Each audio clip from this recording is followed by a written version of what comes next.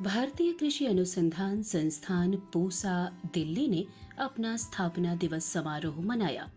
इस अवसर पर IARI पूसा के निदेशक डॉक्टर AK सिंह, कृषि वैज्ञानिक चयन मंडल के अध्यक्ष डॉक्टर संजय कुमार, भारतीय कृषि अनुसंधान संस्थान के संयुक्त निदेशक डॉक्टर रवींद्रनाथ पडारिया एवं वरिष्ठ वैज्ञानिक उपस्थित थे।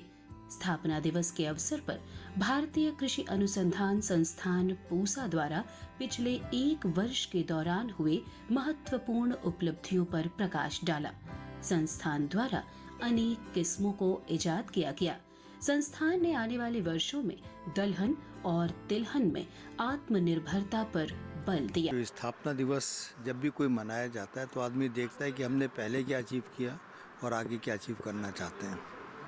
जैसे हमने देखा यहाँ पे कि जो चावलों की नई वैरायटीज़ जो यहाँ से निकल कर आई हैं और पूरे हिंदुस्तान में किस तरीके से फैली हैं।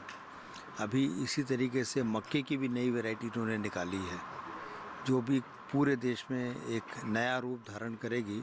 इसके अलावा गेहूँ की जो नई नई वैरायटी हैं वो जिस तरीके से किसानों तक पहुँच रही हैं तो उसमें IRI का बहुत महत्वपूर्ण योगदान है।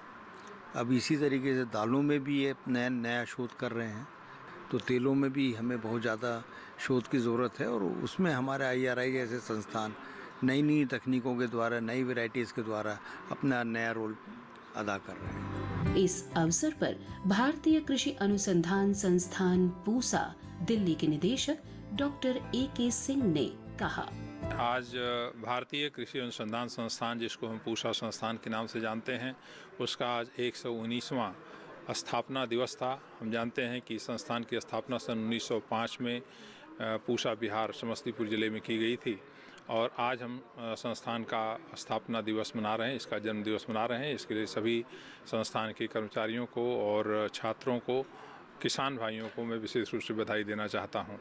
50 मिलियन टन का योगदान देश के खाद्यान्न भंडार में करती हैं और करीब करीब 10 मिलियन हेक्टेयर क्षेत्रफल में यहाँ किस्में उगाई जाती हैं।